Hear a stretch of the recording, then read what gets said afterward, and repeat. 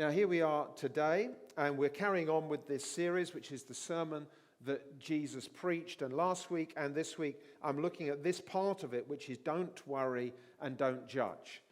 And it's relevant for us, isn't it? Don't worry and don't judge. That's where we're coming to. Last week, we looked at the fact that Jesus was saying particularly to his followers, and don't forget, this message isn't just to everybody.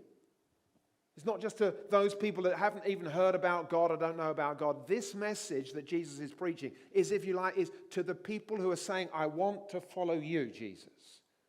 So he's speaking to us. He's speaking, as it were, to the church of that time. He's speaking to those people for whom they're saying, right, we've signed up to know who you are, and we want to know, and we want to listen to what you have to say to us, so that we can take it on board and we can live out our lives according to what you're asking us to.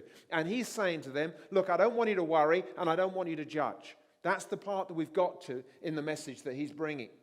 And last week we heard that he said this. Well, I'm going to read it today. Matthew 6, 24 and 25. Jesus has been preaching, no one can serve two masters. For you will hate one and love the other. You will be devoted to one and despise the other. You cannot serve God and be enslaved to money.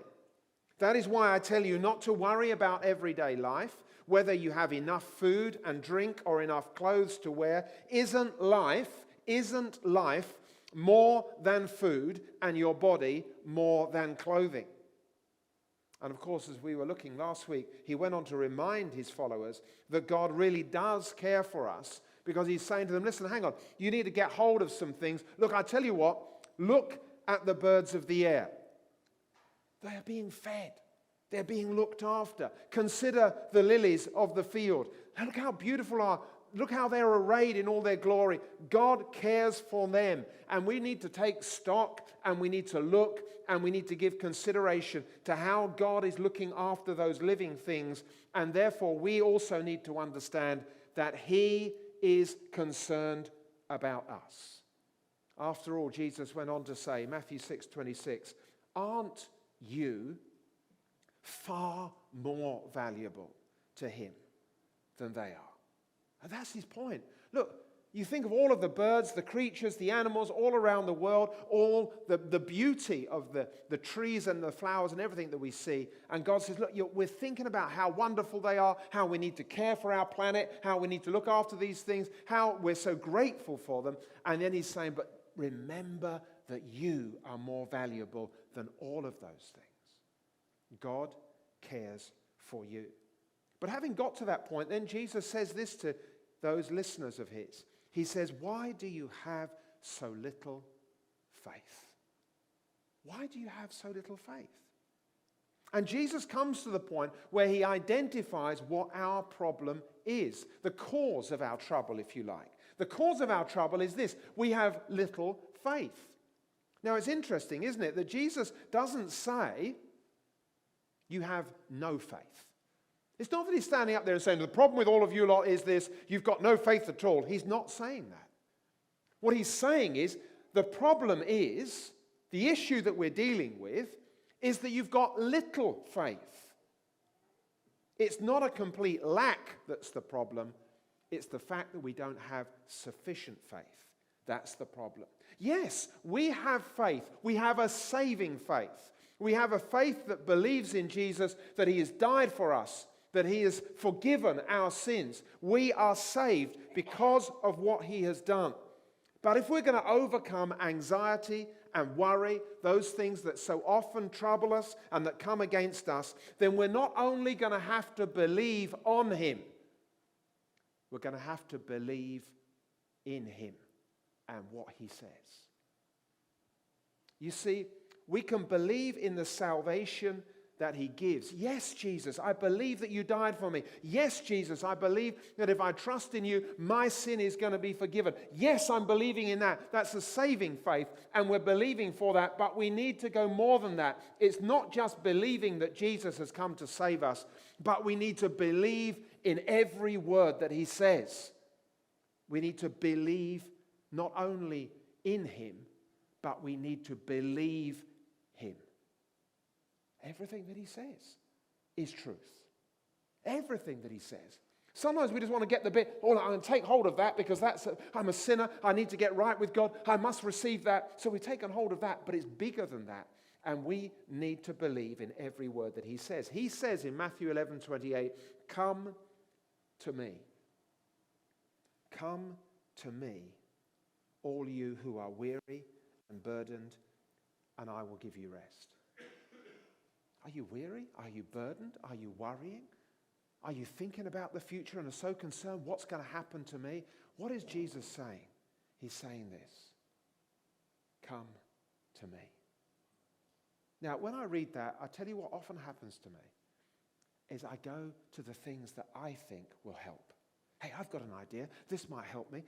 Perhaps if I go and eat this or do this or watch this or comfort myself in whatever way will just bring some peace and comfort and get away from the pressures that are building up against me. What can I do? And Jesus is saying, listen, this is one of the problems. I'm telling you what you need to do. Come to me.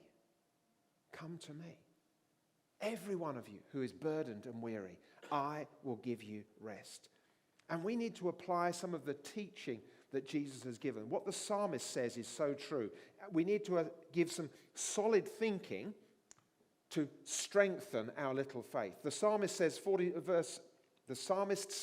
in Psalm 46 verse 10, be still and know that I am God. Now, being still doesn't mean you just got to be silent and remain without any movement. It doesn't mean that. It does mean this, that we stop from the pressures that's going on and we take that moment to consider what God is saying to us. We take time out, as it were. And this can be done at any moment during our day. It's that I'm not going to allow that thought to dominate me. I'm just going to come back. And this is what Jesus is saying in his message. He's saying to everybody, listen, all around you is the evidence of me. And I know you're struggling with that. Not you, us. This evidence is around all of us. We're walking outside, we're seeing the birds, we're seeing the trees, we're seeing the flowers, we're seeing all of those things and virtually all the time. But somehow, we sometimes feel disconnected from God. We start to think, well, is he really there? And yet at the same time, God's saying, look, this is why we have to stop to be still and say, hang on a second, I've got to readjust my thinking. I've got to come to that place of refocusing my mind. As Jesus goes on to preach, he says this important reminder for us all, and this is what we raised as our verse for this year, if you remember back in January. Matthew 6 verse 33, but seek first the kingdom of God and his righteousness, and all these things will be added unto you. Seek first his kingdom. These are times when it is worrying, because we're looking at the press and we're thinking, what is going to happen next? Of course it's worrying. But you see, what Jesus is saying is like, I care for you. We've just been singing that song over the overwhelming love of God. And he's saying, there's no mountain that I won't climb up. No lie I won't tear down. Hang on. He's saying this to us. These are the words he's bringing to us. You need to understand. I need to understand.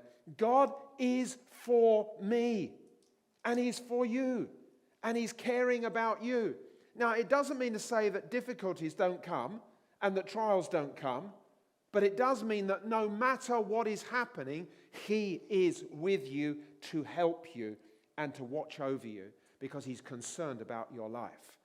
You're not just a nobody. You're somebody that he has caused to come to pass. He has desired that you would be created. He knows who you are. He knows where you live. And he knows the purpose of your life. Now, what we tend to go back to is like, God, is that true? If that's true, how come all of these problems are coming my way? How comes this is happening? And we could be saying that in terms of what happened. Suddenly on Friday, I get this phone call and I need to go and help out Charlotte. What, because you've fallen down the stairs? Well, hang on a second. What about all those plans? What about all the things we're just about to put in place? What about everything? And you just have to say, I don't understand it. I don't want it. I don't want to have my life changed in this way. But it's happened. Because God allows things to happen.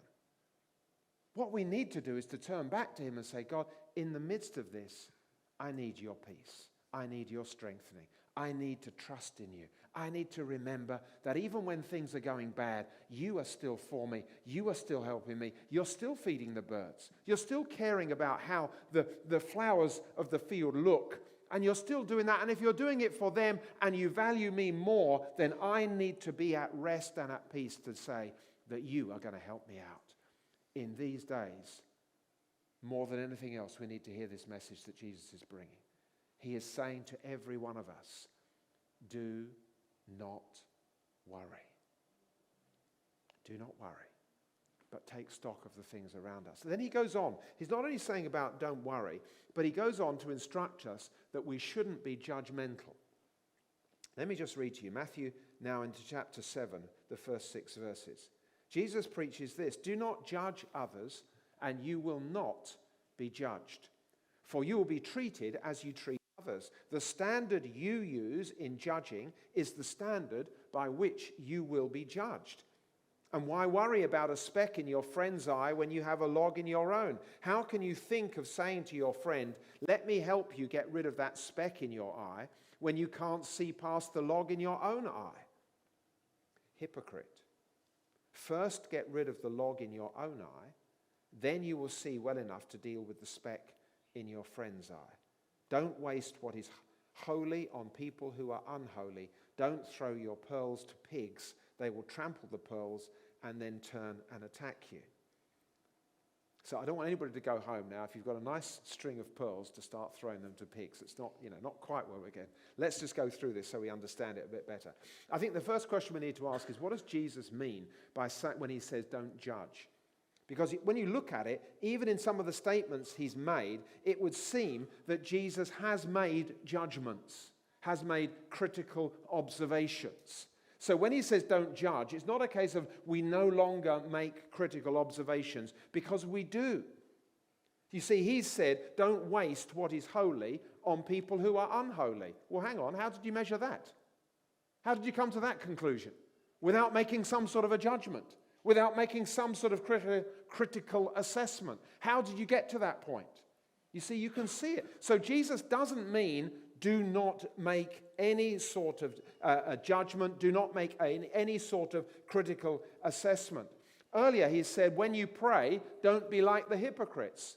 Well, hang on, when you pray, don't be like the hypocrites. Well, how did he know that those people were being hypocritical? Because he was making a judgment. He could see their behavior. He could understand what they were doing.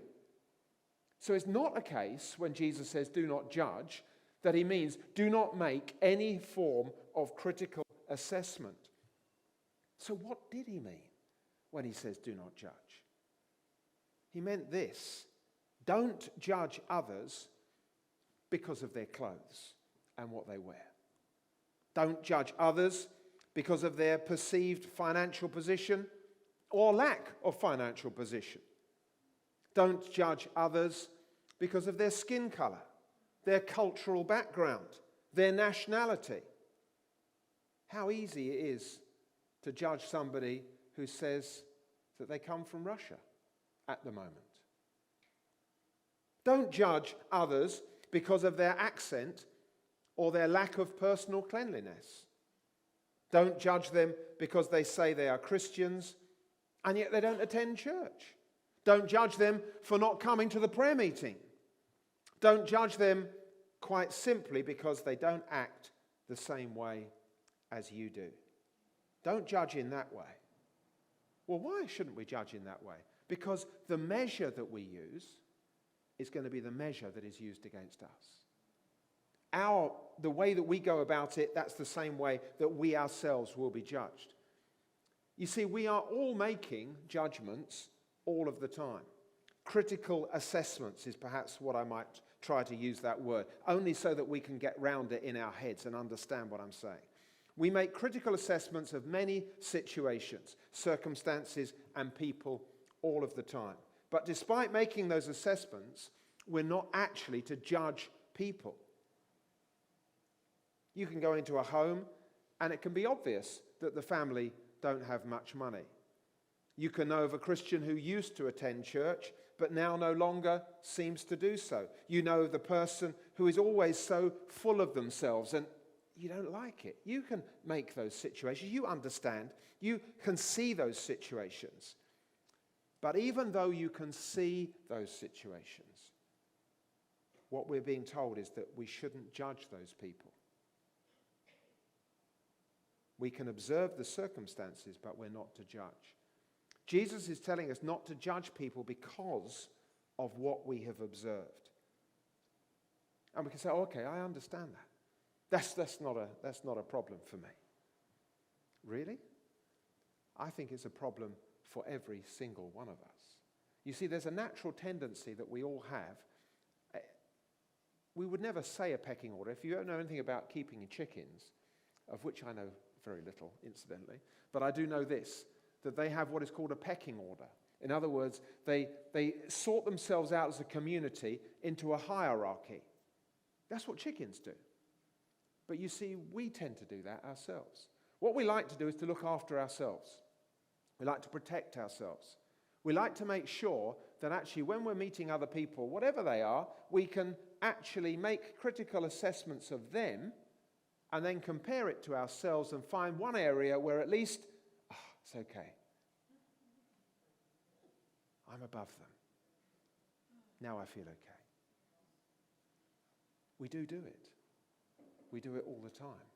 In fact, we do it even without noticing that we do it. We're making judgments. We want to elevate ourselves because, you see, we are important to ourselves. But what we need to realize is that everybody is equally as important to God. Oh, but no, they're not, because you see, they haven't got the same circuit, or they speak differently, or you can start putting people into categories. You start judging them. And Jesus is saying, don't judge them. Now, you can see the problem we've got, because he's not saying, oh, I can understand that you must now never make a critical observation of any situation. That's not going to happen. In fact, we need to make observations about life. But what it does mean is you're going to come up to people and you're going to be able to have a whole list of things you've noticed about them. But you just got to park that. You see, when you start looking at things from Jesus' eyes, you start to see what he was like. When he was going around and he was healing people and he was dealing with the Pharisees, of course he knew what they were like. If you remember in the stories, it says Jesus knew exactly what they were thinking. Why do you have in your hearts this? Why are you thinking that evil? Sometimes he actually spoke against it, but he was understanding. He knew what was going on, but he didn't judge people. He loved people. And that's it. You know what? Most of us know what we're like. We know our faults. We know our strengths, but we know our weaknesses. We know that. We keep them covered up, but we know ourselves. And we also know what it's like to be treated with love and care. Despite that, we know what it's like. And so when you've got Jesus coming into a situation and he's loving people, when he's eating with the sinners and the tax collectors, they know they feel accepted. They know they feel loved. They know they're not being judged for their lives. And Jesus is saying, this is what I want the hallmark of my people to look like. That they're not judging. Imagine this, you're at work or you're at school and you know that somebody's coming to join your work team or they're coming into your class. Oh, what are they going to be like? Are they going to be better than you? Your team at work, are they going to be more efficient? Are they going to be cleverer than you? There's that sense in which you sort of feel a bit threatened. What's going to happen? So they arrive, they come in, and you see, look at the way they dress. They don't know anything. That's okay then, isn't it? Because suddenly I feel so much better. Now I'm back in control. I'm not allowing... Your critical assessments came to a position of you judging, and all we're doing is we're fueling our own personal pride. We're elevating our self-righteousness. We're elevating ourselves to the position that we feel we need to be in. Do you remember how Jesus came into this sermon? When he started to say, guys, you need to have a sober judgment of yourselves. You need to realize your spiritual poverty. You need to be a people who are hungry and thirsting for righteousness. You need to be a people who are learning humility and laying their lives down. This is what, why? Because this is what God is like. And if you want to be my followers, then this is the way I want you to behave.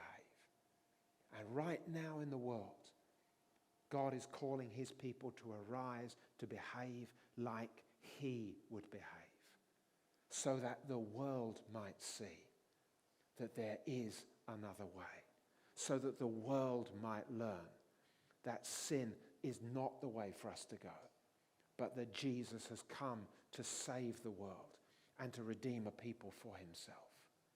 And in any case, you know what, for Christians, there is a greater and greater urgency for this as we see the evil arising and that we know the days of his return are coming closer. This is time for us to arise and to gain strength in God. Don't worry, says Jesus, but instead keep your eyes focused on me.